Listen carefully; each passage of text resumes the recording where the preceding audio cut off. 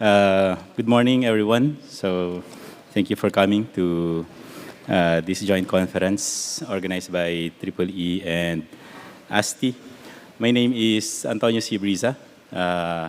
I'm a project senior technical specialist in ASTI. I'm also with the project ALAM, Automated Labeling Machine, which applies AI models to remote sensing data. So I'm here to present this study that we presented in this conference last February in Osaka. Okay, so this is like a breather from the more technical presentations perhaps that you had earlier. So before I proceed with the meat of the discussion, let me give you the big picture of this presentation so that you can sleep later on. No. So that you can have proper context. So, in this study, motor fault classification data is collected from 5 identical motors with 4 having synthetically induced fault and 1 healthy. So, yeah. Then state or current signals are collected from each motor under 5 different artificial coupling loads from 0 to 100%. Then time series signals are pre-processed through percentage clipping and log normalization. Then traditional machine learning techniques are done on the pre-processed data. And then convolutional neural network is trained on recurrence plots of motor current signature. Comparison is made with 2 previous studies that use the same dataset. The earlier study made use of frequency-occurrence plots using convolutional neural networks on them. The other study, succeeding study, used transfer learning on pre-processed data converted to 2D recurrence plots. So the short conclusion is that one machine learning technique outperformed these previous CNN methods, obtaining an accuracy of 93%. And an average F1 precision and recall, beating the first method by 16% and the second method by 12%. So perhaps the main takeaway is that with proper feature engineering, traditional machine learning techniques can beat deep learning methods. This seems to be like a step back from the current trend in machine learning, which is to use deep learning, more complex models, but this shows us the continued relevance of traditional machine learning techniques.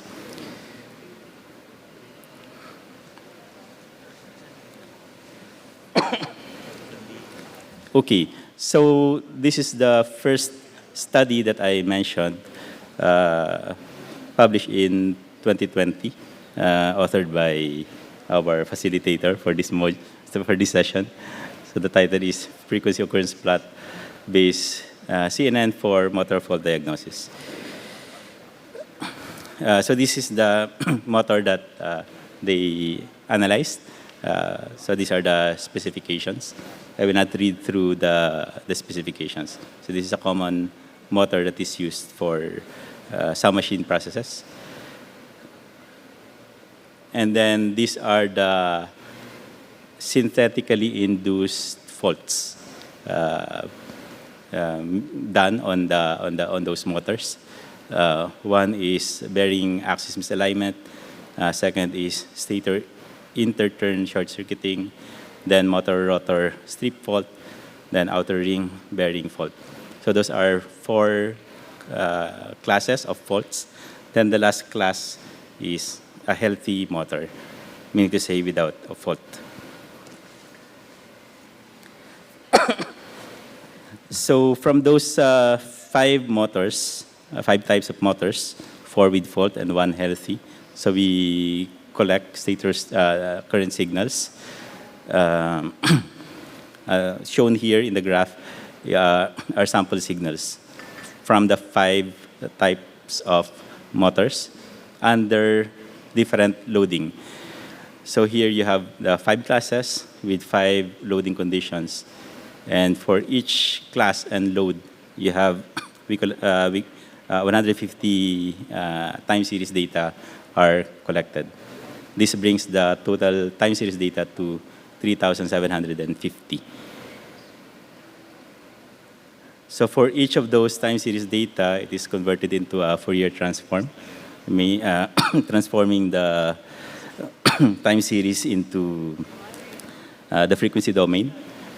And then further preprocessing is done by clipping to 0 to 500 hertz, and then applying also percentile clipping by 90%. Then finally, applying log normalization. These processes, these preprocessing stages or steps are necessary in order to highlight perhaps the different characteristics of each time series or its frequency domain representation. Well, this is this shows the recurrence plots, the preprocessed plots for the 5 types of motors. So sample preprocessed plots for the 5 motors. So from that preprocessed data, we try to convert it into a 2D image using this formula. So essentially, this transforms our preprocessed data into 2-dimensional image. So that was what was done by the first study. So made use of these types of data. So you can imagine 3,750 of these images fed into a CNN in order to classify the different motors. Okay. The second study made use of recurrence plots. So this study also published under ASTI made use of recurrence plots in order to analyze rainfall data, I think. So the task here is to classify the signal level or the rainfall level classification using time series data. So the recurrence plots can be computed using this Python package called PyTS. Recurrence plot is really, it's given by that formula below. So basically, you try to, given a time series, you embed it into a higher dimension using time delays. And then you compare time series with its time delays, and then apply a threshold. And then from there, you can have an idea of which sequences repeat. No? So it's a way of comparing 2 time series data in visual form. Okay, so I don't have a slide here, but it's something that I missed. But I was telling you a while ago that there was a second study which used pre-trained data on recurrence plots. So basically, they made use of these kinds of data, but they made use of pre-trained CNN, such as VGG and the like. Okay, I'll come back to that later on, the results of that study later on. But for this study, so these are the data sets that we have. So on the leftmost, you have the discrete Fourier transform. This is the data that will be used by the machine learning models, the traditional machine learning models. The second image is the one that was used by the first study. the earlier study. And then the third image is the one that is used also in this study using a CNN.